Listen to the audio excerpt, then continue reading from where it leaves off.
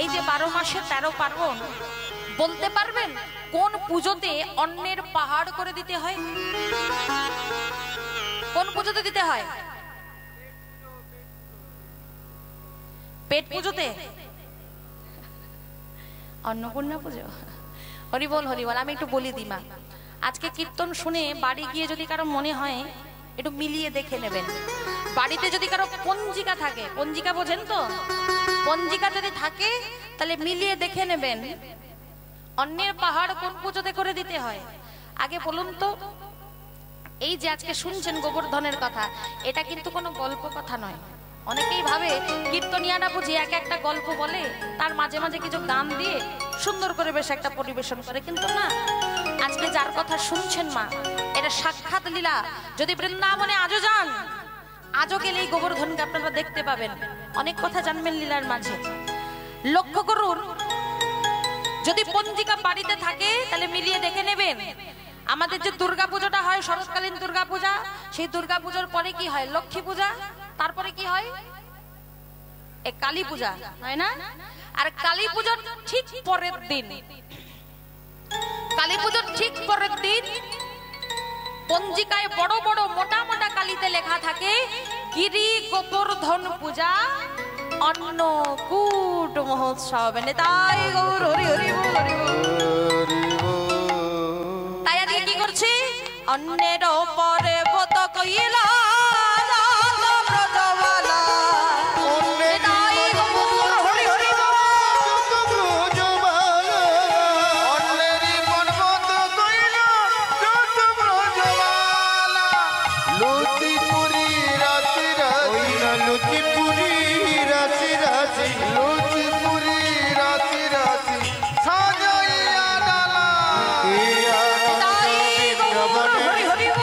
গোবর্ধন পূজারি চলে, গোবর্ধন পূজারি চলে। এইবার দেখুন, আপনাদের গ্রামে পুজো হলে কি বাজে গো মা? আপনাদের গ্রামে পুজো হলে কি বাজে? কি বাজে? ঢাক ঢোল কাঁসর ঘন্টা বাজে তো, নাকি শুধু বক্সই বাজে? আজকাল প্যান্ডেল গুলো দেখলে বড় অবাক লাগে যে প্যান্ডেলে ঠাকুরের পুজো হয় না বক্সের পুজো হয়, বোঝা বড় মুশকিল।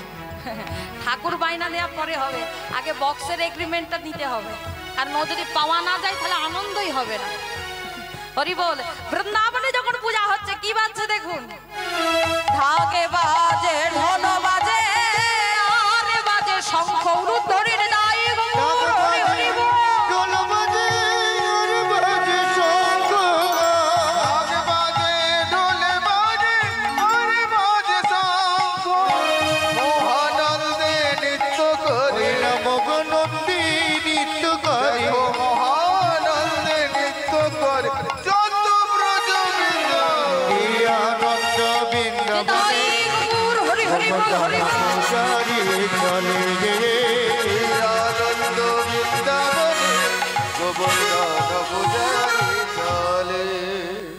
আজ ধুমধাম করে যখন বৃন্দাবনে পূজা হচ্ছে, ঠিক এমন সময় এক ব্যক্তি এসে ভগবানের চরণে আছাড় খেয়ে পড়ল। আমার প্রভু,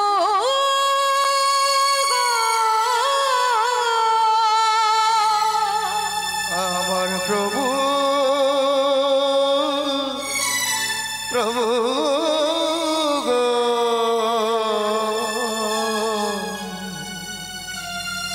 যেই ভগবান ধুমধাম করে পূজাটা করছে বাবা, এক ব্যক্তি এসে ভগবানের চরণে আছাড় খেয়ে বললেন, ইনি আর অন্য কেউ নয়, ভগবান যার পুজোর ব্যবস্থা করেছে ইনি হলেন তিনি। ইনি কে? ইনি হলেন স্বয়ং গোবর্ধন। একটা কথা জেনে রাখবেন মায়েরা, যার লীলা কথা আজকে শুনছেন, যাকে আপনারা পাহাড় রূপে বৃন্দাবনে দেখেন, সে কিন্তু আগে পাহাড় ছিল না বাবা। সে কিন্তু আগে আপনার আমার মতো মানুষই ছিল, হাত ছিল, পা ছিল, মুখ চোখ কান নাক জিভ সবই ছিল, কিন্তু শুধুমাত্র ভগবান সেবা দেবার জন্য তিনি মানুষ থেকে পাহাড় হয়ে গেছেন। কিভাবে হয়েছে, কেন হয়েছে একটু জানবো। দেখুন, আজকে গোবর্ধন এসে ভগবানের চরণ দুটো জড়িয়ে ধরে বলছে, প্রভু এই যে ধুমধাম করে তুমি আমার পুজোর ব্যবস্থা করেছো, এত শত ভক্ত এসেছে, সবাই পুষ্পাঞ্জলি দিচ্ছে, সবাই আমার চরণে এসে প্রণাম করেছে, দয়াময় এ তো আমি চাইনি প্রভু, এ তো আমি চাইনি। হরিবল। মায়েরা দেখেছেন ভক্ত কাকে বলে? ভক্ত কাকে বলে দেখিলেন? আচ্ছা বলুন তো, আমরা যখনই যখন মন্দিরে যাই নিজেদের জন্য কিছু না চেয়ে ফিরে আসি কি? আসি? নিজেদের জন্য না চেয়ে কিন্তু আমরা কেউ ফিরে আসি না। যখনই মন্দিরে গিয়ে দাঁড়াবো, সে মায়ের কাছে দাঁড়াই আর বাবার কাছে দাঁড়াই, যার কাছে দাঁড়াই না কেন, প্রভু মেয়েটা বড় হচ্ছে যেন ভালো বাড়িতে বিয়ে হয়ে যায়, ছেলেটা বড় হচ্ছে যেন সরকারি সার্ভিস হয়ে যায়, স্বামীর অনেকদিন হলো প্রমোশন হয়নি, একটু প্রমোশন হলে মাইনের টাকাটা বেড়ে যায়, বাড়িটা দোতলা আছে আর একতলা হলে ভালো হয়, তাহলে খালি দাও আর দাও। কিন্তু দেখুন মায়েরা, এই যে পৃথিবীতে আমরা দুদিনের জন্য এসেছি, কিছু নিয়ে এসেছি কি? কিছু নিয়ে আসেনি, আর কিছু নিয়ে আমরা যাবও না। সঙ্গে যাবে কি? সঙ্গে যাবে কেবল আমাদের কর্ম। সারা জীবন ধরে যা করে এসেছি, শেষের দিনে যখন যাব কিচ্ছু যাবে না সঙ্গে, যাবে কেবল আমাদের কর্ম। আমি যখন আসি, আমাকে দাদা ভাইরা বলেছিল, দিদি ভাই একটু শ্যামা সঙ্গীর মায়ের গান যদি গান ভালো লাগবে, তো আপনারা কি বলেন, গাইবো একটা? যদি বলেন তাহলে গাই, মায়ের পূজা হচ্ছে একটা গাই। তবে এমন একটা গান গাইবো, শুধু গান শুনলে হবে না, তার থেকে আমরা বহু জীব শিক্ষা নিতে পারবো। শ্যামা সঙ্গীত এমন একটা সঙ্গীত, এর মধ্যে কত কত তথ্য যে লুকিয়ে রয়েছে, যদি একটু শোনার মতো করে শুনি তবেই আমরা বুঝতে পারবো। এমনি তো বক্সে বাজে আমরা শুনেই থাকি, কিন্তু একটু যদি ভেবে দেখি তাহলে এর মধ্যে থেকে অনেক কথা বেরিয়ে আসে। রামপ্রসাদ ঠাকুরের একটি গান গাই, তিনি কি বলছেন? ভেবে দেখ কেউ কারো নয়, তুমি মিছে এ ভূমণ্ডলে। ও মায়েরা, এই যে পৃথিবীর বুকে এসে শুধু আমার আমার আমার আমার করে মরে গেলাম, বাড়ি আমার, গাড়ি আমার, জমি আমার, জায়গা আমার, ছেলে আমার, মেয়ে আমার, স্বামী আমার, সন্তান আমার, সবই আমার। আচ্ছা ভেবে দেখেছেন কোনোদিন, সবই যদি আমার হবে তাহলে আমি মানুষটা কার বলো দেখি? সবই তো আমার, বাড়ি আমার, গাড়ি আমার, জমি আমার, জায়গা আমার, সবই তো আমার। কিন্তু এ পৃথিবীতে সত্য হলো কেউ কারো নয়। কত সুন্দর কথা দেখুন, ভেবে দেখ কেউ কারো নয়, তুমি মিছে ভ্রম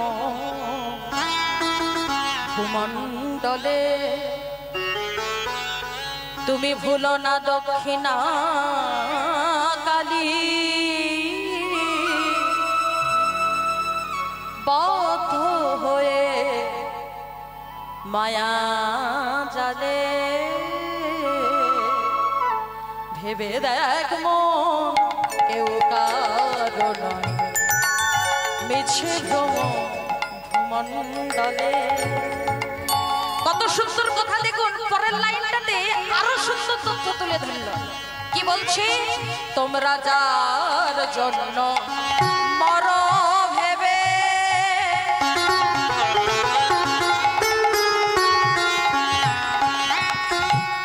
বলি সে কি তোমার সঙ্গে যাবে?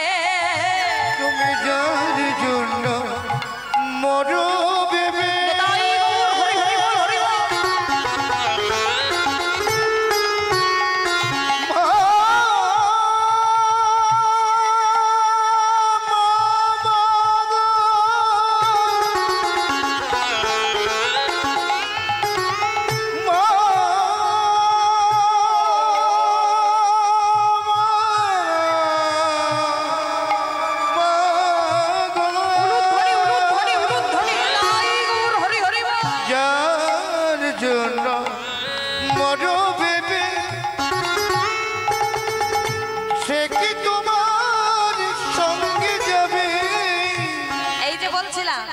কিছু নিয়ে এসেছি সঙ্গে। যখন আমি এসেছি মাতৃগর্ভে, আমার সঙ্গে কি কেউ এসেছিল নাকি? কেউ আসেনি। আর শেষের দিনে যখন যাব, কেউ যাবে? কেউ যাবে না। আত্মীয় পরিবার পরিজন, যে স্ত্রীকে সারা জীবন এত ভালোবাসা দিয়ে এসেছেন, শেষের দিনে যখন মারা যাব, স্ত্রী সঙ্গ দেবে বাড়ির চৌকাঠ পর্যন্ত, আর যাবে না। আত্মীয় স্বজন পরিবার পরিজন সঙ্গ দেবে শ্মশান ঘাট পর্যন্ত। আর যে ছেলেকে বুকের রক্ত দিয়ে মানুষ করেছেন, সেই ছেলে সঙ্গ দেবে পিতামাতার মুখে অগ্নি সংযোগ করা পর্যন্ত। তারপরে আর কেউ যাবে না, ও রাস্তাটা একাকেই যেতে হবে। তাই সেই প্রেয়সী দেবে ছড়া। আচ্ছা, মানুষ মারা গেলে কিসে ছড়া দেয় গো? কিসের ছড়া? গোবর জল ছড়া দেয়। তাহলে ভেবে দেখুন, যে মানুষটাকে এত ভালোবাসা দিয়ে এসেছি, যেই মরে গেল, দেহটাকে বাড়ির থেকে তুললো কি না তুললো? অমনি তাড়াতাড়ি করে তার স্ত্রী গোবর জলে ছড়া দিচ্ছে, অমঙ্গল হবে বলে। ভেবে দেখ মিছে মায়া ভ্রমণ্ডলে হলো না দক্ষিণা কালী বদ্ধ হয়ে মায়া জলে। ভেবে দেখ মর কেউ কারণ। কত সুন্দর কথা দেখুন। আরো বলছে, দিন দুই দিনের জন্য ভাবে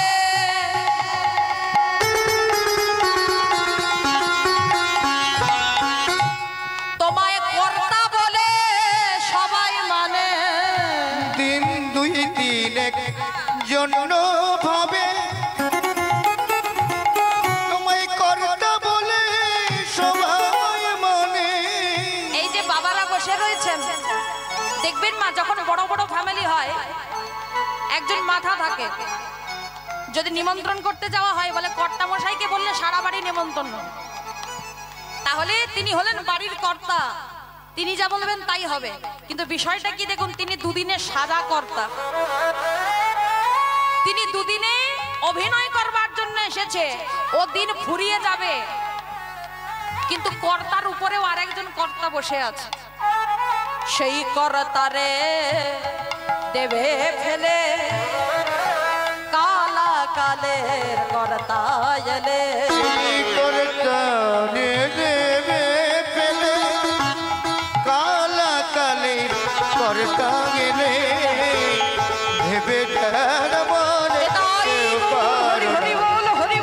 মিছে মায়া ভ্রমণ্ডলে ভেবে দেখ মনে কেউ কারণ। এই যে গানটা গাইছি মা, যিনি লিখেছেন তার কথাটা না বললেই নয়। লক্ষ্য করুন, লিখেছেন কি? শ্রীরাম প্রসাদ বলে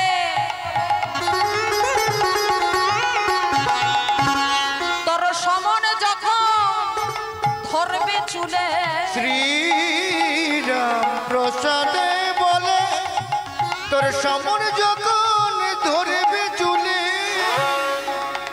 লক্ষ্য করুন, জীবের জীবনে যখন সুখের দিন থাকে, তখন ভগবানকে আমরা কি ডাকি? না। যখন সুখের দিন থাকে আমরা ভগবানকে ডাকি না, যখন দুঃখ নেমে আসে তখন আমরা ভগবানের কাছে গিয়ে দাঁড়াই। সারা জীবন আমার আমার আমার আমার করতে করতে আমিত্বে শেষ হয়ে গেল জীবনটা। কথাতে আছে বাবা, আমার আমার করি বুঝিতে না পারি কে আমি, আমাতে আছে কি রতন। যার মনে চলে ফিরি ফেরে সে না থাকিলে হবে একদিন এ দেহের পতন। তাই গৌর হরি হরি বল। তাহলে এই যে আমি আমি আমি আমি করছি, আমিত্ব, এই আমিত্বতেই মানুষ শেষ হয়ে যাচ্ছে। সারা জীবন আমি আমি করতে করতে বেলা যখন ঢলে যাচ্ছে, শেষ দিনে এসে মৃত্যুর সঙ্গে যখন বিছানায় পড়ে ছটফট করছি, মৃত্যুর সঙ্গে যখন যুদ্ধ করছি, তখন দয়াময়কে বলছি, দয়াময় আর কষ্ট সহ্য করতে পারছি না, এইবার তুমি আমাকে নিয়ে নাও। ওই জন্য রামপ্রসাদ ঠাকুর বলছে, শ্রীরাম প্রসাদ বলে তোর সমনে যখন ধরবে চুলে, বলে শেষের দিনে যমদূত এসে যখন চুলের মুঠিটা ধরে টানতে টানতে নিয়ে যাবে, ওরে সেদিন ডাকবি কালী কালী বলে। দেখুন, যারা কালী ভক্ত তারা মায়ের নাম করবেন, আর যারা কৃষ্ণ ভক্ত তারা এখানটা শুধু সেদিন ডাকবি কৃষ্ণ কৃষ্ণ বলে।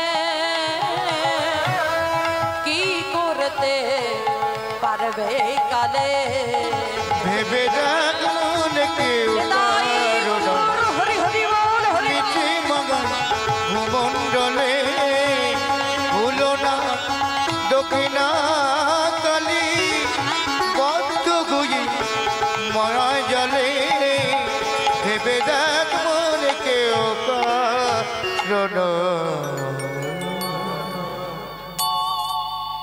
তাহলে লক্ষ্য করুন, কেউ কারণ নয় আমরা, তবু পৃথিবীতে এসেছি দুদিনের আশা দুদিনের যাওয়া।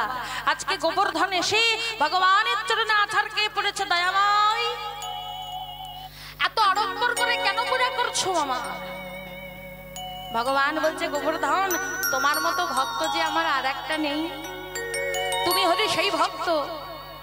তুমি একমাত্র ভক্ত যে কিনা মানুষ থেকে পাহাড় হতে চেয়েছিলে শুধু ভগবানের সেবা করবে বলে।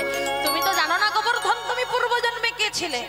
তাহলে একটু বলি শোনো, তুমি পূর্বজন্মে কে ছিলে জানো? ও মায়েরা, যে গোবর্ধনের কথা আজকে শুনছেন, এই গোবর্ধনের জন্ম হয়েছিল কবে? ত্রেতা যুগে। আমরা তো দাপরের লীলা শুনছি, কিছুক্ষণের জন্য একটু ত্রেতা যুগে যাই। ত্রেতা যুগে গোবর্ধনের জন্ম হয়েছিল কোথায়? ওই দ্রোণগিরি।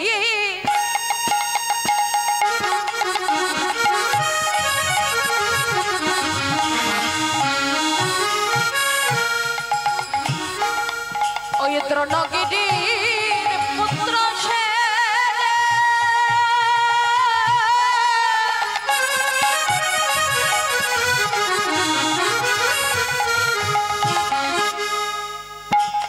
তার নামে গোবর্ধন।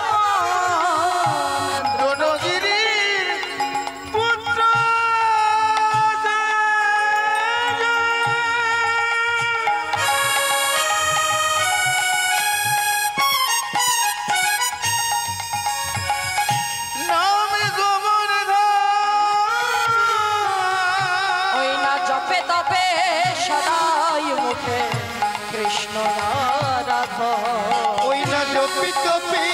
সদাই মুখে কৃষ্ণ জড়ধাম। ওই না জপে তবে সদাই মুখে কৃষ্ণ আরাধন। জপে তবে সদাই মুখে কৃষ্ণ আরাধন। মুখে কৃষ্ণ কৃষ্ণ কৃষ্ণ বলে, কৃষ্ণ কৃষ্ণ কৃষ্ণ বলে, মুখে কৃষ্ণ কৃষ্ণ কৃষ্ণ বলে, কৃষ্ণ কৃষ্ণ কৃষ্ণ বলে। দেখো কি অনুরাগ বাল্যকালে, কৃষ্ণ কৃষ্ণ বলে। আজ গিরিরাজ দুটি বাহু তুলে, অনুরাগ বাল্যকালে রাজ দুটি বাহু তুলে। ওই কি অনুরাগ বাল্যকালে আজ নেচে নেচে বাহু তুলে, হরি হরি নেচে বাহু তুলে। অনুরাগ বাল্যকালে কৃষ্ণ কৃষ্ণ কৃষ্ণ। ওই না জপে জপে সদাই বুকে কৃষ্ণ আরাধন। লক্ষ্য করুন মায়েরা, ত্রেতা যুগে দ্রোণাচল গিরির ছেলের নাম ছিল গোবর্ধন। আর জানেন বাবা, এই ত্রেতা যুগে একমাত্র কৃষ্ণ ভক্ত ছিল এই গোবর্ধন। আপনারা নিশ্চয়ই জানেন, ত্রেতা যুগে রাম আদি অবতারে মানে রামচন্দ্র রূপে অবতার হয়েছেন ভগবান। আর সীতাকে যখন হরণ করে নিয়ে চলে যায়, রামচন্দ্র সীতামাকে উদ্ধার করবেন বলে একটা সেতু বন্ধন করবেন মনে মনে ভেবেছেন। আচ্ছা মায়েরা, সেতুটা কি দিয়ে বাঁধা হয়েছিল বলুন তো? সেতুটা কি দিয়ে বন্ধন করা হয়েছিল? রাম নাম লেখা পাথর দিয়ে, তাই না? কিন্তু প্রথমে ওই রাম নাম লেখা পাথর দেওয়া হয়নি। প্রভু শ্রী রামচন্দ্র মনে মনে ভাবছেন, যে যদি কোনো কৃষ্ণ ভক্তকে পাওয়া যেত তাহলে তাকে মানুষ থেকে পাহাড় আকৃতি প্রদান করে ওই সমুদ্রের মাঝে পতিত করে আমি ওর উপর দিয়ে বানর সেনালয়ে গিয়ে সীতাকে উদ্ধার করে আনতাম। এমন সময় হনুমান এক লাফ দিয়ে এসে বলছে, প্রভু চিন্তা করবেন না, আমি থাকতে আপনার চিন্তা কিসের? আপনার কৃষ্ণ ভক্ত লাগবে তো আমি খুঁজে আনবো। এই বলে রাম ভক্ত হনুমান, পবন পুত্র হনুমান আজকে বেরিয়ে পড়লেন। কোথায় যাচ্ছেন? কৃষ্ণ ভক্তের সন্ধানে। কেমন ভাবে যাচ্ছে? রাম নাম নিয়ে চলেছে।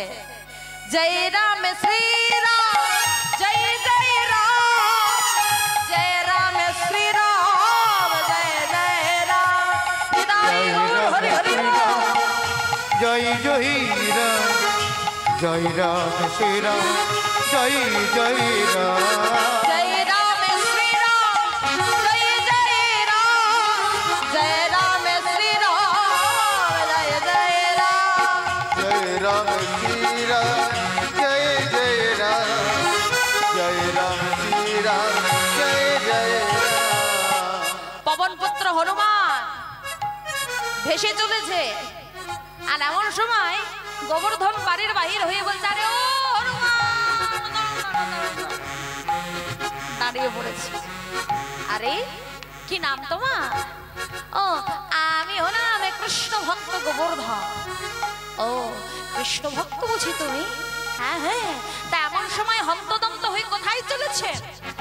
বলছে আর বলবেন না, এক কৃষ্ণ ভক্তের সন্ধানে চলেছি যাকে রামচন্দ্র মানুষ থেকে পাহাড় করে সমুদ্রের মাঝে পতিত করবে আর তার উপর দিয়ে সীতাকে উদ্ধার করবার জন্য যাবে। গোবর্ধন বলছে তাহলে চিন্তা কি? আমি হলাম সেই কৃষ্ণ ভক্ত গোবর্ধন, তাহলে আমাকে নিয়ে চলুন, আমি যাব প্রভু শ্রী রামচন্দ্রের কাছে। এই বলে যেই মাত্র পাটা বাড়িয়েছে হনুমান বলে, দাঁড়াও দাঁড়াও দাঁড়াও দাঁড়াও দাঁড়াও, তুমি যে তাড়াহুড়ো করে বেরিয়ে পড়ছো একবারও ভেবে দেখেছো? এই যে প্রভু শ্রী রামচন্দ্র বলছে তোমাকে মানুষ থেকে পাহাড় করে দেবে, ও গোবর্ধন ভেবে দেখেছো তোমার হাত থেকেও কিন্তু হাত থাকবে না, তুমি করতালি দিয়ে ভগবানের নাম করতে পারবে না, তোমার মুখ থেকেও মুখ থাকবে না, ভগবানের কোনো কথা বদলেই বলতে পারবে না, তোমার পা থেকেও পা থাকবে না, তুমি হাঁটা চলা করে তীর্থ ভ্রমণ করতে পারবে না। ও গোবর্ধন ভেবে দেখো এখনো করবে কি? যাবে কি? গোবর্ধন একটা কথা বলেছিল, মা হনুমান এমন কথা কেন? আমি মানুষ হয়ে সেবা করি বা পাহাড় হয়ে সেবা করি তাতে কি আসে যায়? আমি যে ভগবানের সেবা করব এটাই তো বড় কথা। চিন্তা করুন মা, যেই কথাটি বলেছে হনুমান বলছে আচ্ছা বেশ আর কোনো কথা বলবো না, চলো একদম সরাসরি প্রভু শ্রী রামচন্দ্রের কাছে যাই। এই বলে গোবর্ধনকে সঙ্গে করে নিয়ে আজকে হনুমান চলেছে মহা মহা মহা আনন্দে। কৃষ্ণ ভক্তের সন্ধান পেয়েছে, আনন্দ করে চলেছে। জয় রাম শ্রী রাম, জয় জয় রাম, জয় রাম শ্রী রাম, জয় জয় রাম, জয় রাম শ্রী রাম, জয় জয় রাম, জয় রাম শ্রী রাম, জয় জয় রাম, জয় রাম শ্রী রাম, জয় জয় রাম, জয় রাম শ্রী রাম, জয় জয় রাম, জয় রাম শ্রী রাম, জয় জয় রাম, হরি হরি বল। জয় রাম শ্রী রাম, জয় জয় রাম। এইবার ভাবুন, যেই মাত্র রামচন্দ্রের কাছে এসে উপস্থিত হয়েছে, রামচন্দ্র গোবর্ধনকে দেখে মনে বড় খুশি হলো। প্রভু এই যে আপনার কৃষ্ণ ভক্তের সন্ধান আমি নিয়ে এসেছি, ইনি হলেন কৃষ্ণ ভক্ত গোবর্ধন। ভগবান শ্রী রামচন্দ্র বলছে বেশ বেশ বেশ, কিন্তু মা আনলে কি হবে? গোবর্ধন এসে দেখছে যে সেতু বন্ধনের কাজ সম্পূর্ণ হয়ে গেছে। মানে গোবর্ধনের আসতে একটু দেরি হয়েছে বলে ততক্ষণে রাম নাম লেখা পাথর দিয়ে সেতু বন্ধন করা হয়ে গেছে। হনুমান এসে রামচন্দ্রের চরণ দুটো জড়িয়ে ধরে বলছে, প্রভু গো, তবে কি এ জন্মে আমার আর ভগবত সেবা করা হবে না? রামচন্দ্র বলছে, চিন্তা করো না গোবর্ধন, তোমার মতো ভক্ত আর কজনা হয়? তুমি একমাত্র ভক্ত যে কিনা মানুষ থেকে পাহাড় হতে চেয়েছো। চিন্তা করবে না গোবর্ধন, একটা কথা মনে রাখবে, পুলস্ত্য ঋষি যেদিন তোমার বাড়িতে যাবে সেই দিন তোমার কাছে পাহাড় হবার সুযোগ আসবে। যেই কথাটি বলেছে প্রভু শ্রী রামচন্দ্র বলছে, যাও গোবর্ধন, বাড়ি ফিরে যাও। যেদিন সময় হবে সেদিন পুলস্ত্য তোমার কাছে যাবে, সেই দিন জানবে পাহাড় হবার সুযোগ আসবে তোমার কাছে। মনে কষ্ট নিয়ে গোবর্ধন বাড়ি ফিরে এলো। বাড়ি ফিরে এসে একদিন যাই, দুদিন যাই, কিছুদিন যেতে যেতে প্রভু শ্রী রামচন্দ্র পুলস্ত্য নামে এক ঋষিকে আদেশ করলেন। স্বপ্নাদেশে তিনি বললেন, যাও তীর্থ ঘুরে এসো, আর শোনো, তীর্থে যে যাবে সঙ্গে একটা কৃষ্ণ ভক্তকে নিয়ে যাবে। দেখুন, একবারে জোড়া পুণ্য। এক তো রাম আজ্ঞা করেছে তীর্থে যাবে, এটা একটা পুণ্য, আবার কৃষ্ণ ভক্তকে সঙ্গে নিয়ে তীর্থ করবে, এটা আর একটা পুণ্য। তাই পুলস্ত্য ঋষি আর দেরি না করে সকাল সকাল উঠে ছুটতে ছুটতে গোবর্ধনের কাছে এসেছে। গোবর্ধন, আরে ও গোবর্ধন, বাড়ি আছিস? গোবর্ধন তাড়াতাড়ি করে বেরিয়ে এসেছে। আরে পুলস্ত্য ঋষি যে, আসুন আসুন আসুন, বসুন। বলে, এই দেখ, আমি বসতে আসিনি। বলে, তবে? বলে, আমি একটু তীর্থ ভ্রমণ করতে চাই আমার প্রভু শ্রী রামের আদেশে। তা এক কাজ করবি, চল দেখি, আমার সঙ্গে যাবি নাকি তীর্থে? চল দুজনে একসঙ্গে যাব। যেই কথাটি বলেছে মনে পড়ে গেছে প্রভু শ্রী রামচন্দ্রের বলা কথা, যে যেদিন পুলস্ত্য যাবে তোমার কাছে সেই দিন তোমার কাছে পাহাড় হওয়ার সুযোগ আসবে। এবার যেই বাহির হয়েছে, ঠিক এমন সময় গোবর্ধন বলছে, দাঁড়ান, আপনার সঙ্গে আমি তীর্থে যাব ঠিকই, কিন্তু আমার দুটো শর্ত আছে। কি শর্ত? না, একটা শর্ত হচ্ছে, আমি আপনার সঙ্গে তীর্থে যাব ঠিকই, কিন্তু আমি আমার নিজের দেহ নিয়ে যাব না। বলে, তবে? বলছে, আমার নিজের দেহ থেকে আমি একটি পাহাড় আকৃতির দেহ ধারণ করব, আর সেই পাহাড় আকৃতির দেহটাকে কাঁধে করে নিয়ে তোমার সকল তীর্থ ভ্রমণ করতে হবে। আর দ্বিতীয় শর্ত হচ্ছে, সব তীর্থ ভ্রমণ করতে করতে ক্লান্ত হয়ে পরিশ্রান্ত হয়ে যদি তুমি কোনো মাটিতে আমাকে নামিয়ে দাও, তাহলে আমি কিন্তু সে মাটিতেই থেকে যাব, আর ফিরে আসবো না তোমার সাথে। এই হলো দুই শর্ত। বলে, আচ্ছা আচ্ছা, বেশ বেশ বেশ। এমন সময় ঋষি পুলস্ত্য বলছে, তুই কি ভয় দেখাচ্ছিস নাকি আমায়? হ্যাঁ, আমার শরীরে ক্ষমতাটা কি কম? শোন, তোর ওই দেহের ভারকে বহন করে আমি সব তীর্থ ঘুরে আবার তোর বাড়িতেই আমি তোকে নামিয়ে রাখবো। নেতায় গৌর হরি হরি বল, হরি বল। ভগবান সব সহ্য করতে পারে বাবা, দুটো জিনিস নয়। একটা হচ্ছে ভক্তের মনের অহংকার, একটা হচ্ছে ভক্তের নয়নের জল। আজকে ঋষি অহংকার করে বললেন, ভগবানকে অহংকার সহ্য করে না? না না। আজকে দেখুন, তীর্থে যখন বাহির হবে গোবর্ধন, আজকে রামচন্দ্রের শরণ লয়ে ছিল এতক্ষণ মানুষ, হয়ে গেল পাহাড়। হরি নামে কৃষ্ণ নামে বড় মধুর, যে জনে কৃষ্ণ ভজে সে বড়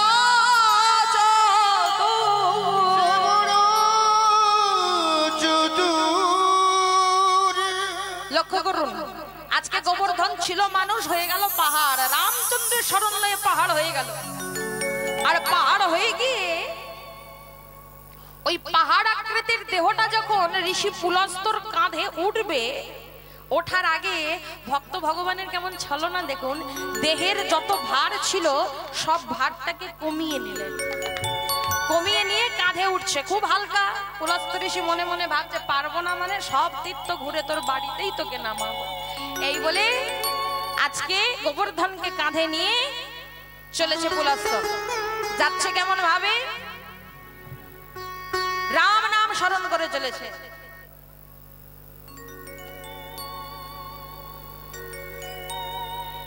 এই যে গোবর্ধনকে কাঁধে নিয়েছে, কাঁধে নিয়ে ঋষি পুলস্ত বেরিয়ে পড়েছে। যাচ্ছে কেমন ভাবে, স্কন্ধে লয়ে গোবর্ধন, আজ কাঁধে লয়ে গোবর্ধন, স্কন্ধে লয়ে গোবর্ধন, কৃষ্ণ করে শরণ, বেদাই গৌর হরি হরি কৃষ্ণ করি শরণ, গোবর্ধন কৃষ্ণ করে শরণ। আজ কাঁধে গিরি ঋষি যায় হাতে হনে কাঁধে গিরি ঋষি যায় হাতে হনে ওই কাঁধে গুঁজে ঋষি যায় ঘাটে ঘনে ঘনে হনে হনে লয়ে গোবর্ধন কৃষ্ণ করি শরণ, কন্দে লয়ে গোবর্ধন কৃষ্ণ করে শরণ। অযোধ্যা যাচ্ছেন, নৈমিষারণ্য যাচ্ছেন, তিরুপতি যাচ্ছেন, তিরুমালা যাচ্ছেন, সকল তীর্থ ভ্রমণ করছেন। ভ্রমণ করতে করতে করতে করতে করতে করতে যেই মাত্র মথুরার মাটিতে পাটা দিয়েছে, বৃন্দাবনের মাটিতে পাটা দিয়েছে, অমনি গোবর্ধন মনে মনে ভাবছে এইবার আমাকে ছলনাটা করতে হবে। এতক্ষণ কাঁধের উপরে আছে, দেহের ভারটা কমিয়ে নিয়েছে, খুব হালকা। আর এইবার কি করেছে, যেই বৃন্দাবনের মাটিতে পা দিয়েছে, অমনি আস্তে আস্তে দেহের ভারটা চাপাচ্ছে পুলস্তর উপরে। আর যেই দেহের ভারটা চাপিয়েছে পুলস্ত, আর পথ চলতে পারছে না। ওই বৃন্দাবনে আছে ঋষি ভারে নাহি সহিত, ওই বৃন্দাবনে আছে ঋষি ভারে নাহি সহিতে। ভার সহ্য করতে না পেরে রাখি দিলা, নামিয়ে দিয়েছে, রাখি দিলা, রাখি দিলা গোবর্ধনে পূর্ণ মাটিতে, রাখি দিলা গোবর্ধনের পূর্ণ মাটিতে, রাখে দিলা গোবর্ধনে পূর্ণ মাটিতে, পূর্ণ মাটিতে ধরে। গোবর্ধন কৃষ্ণ করে শরণ। লয়ে গোবর্ধন কৃষ্ণ করি শরণ। যেই নামিয়ে দিয়েছে, পুলস্ত ঋষি মনে মনে চিন্তা করছে, অনেক খাটাখাটুনি হয়েছে, অনেক পথ হেঁটেছি, তাই শরীরটা ক্লান্ত লাগছে। না না না, একটু স্নান করে আস। স্নান করে এসে গোবর্ধনকে বলছে, এই এখানে বসে থাকলে হবে, এখনো কত তীর্থ ঘুরতে বাকি, চ যাবি না? যেই বলেছে যাবি না, অমনি সময় গোবর্ধন বলছে, ও ঋষি আর আমি যাব না, আর আমি যাব ও ঋষি আর আমি যাব না, আর আমি যাব না, তুমি নিজ প্রতিজ্ঞা কি ভুলে গেছো, আর আমি যাব না, তুমি নিজ প্রতিজ্ঞাকে ভুলে গেছো, আর আমি যাব না। এই বৃন্দাবনে এসেছি আমি, আর আমি যাব না, বৃন্দাবনে এসেছি, ওই যুগল চরণ পাবো বলে, বৃন্দাবনে এসেছি, নিতাই গৌর হরি হরি বল। যুগল চরণ পাবো বলে, বৃন্দাবনে এসেছি, যুগল চরণ পাবো বলে, বৃন্দাবনে এসেছি। আর আমি যাব না। যেই বলেছে মা, পুলস্ত ঋষি ক্রোধিত হয়ে দিলেন অভিশাপ। এত বড় স্পর্ধা তোর, তুই আমার মুখের উপর বলছিস তুই যাবি না আমার সঙ্গে?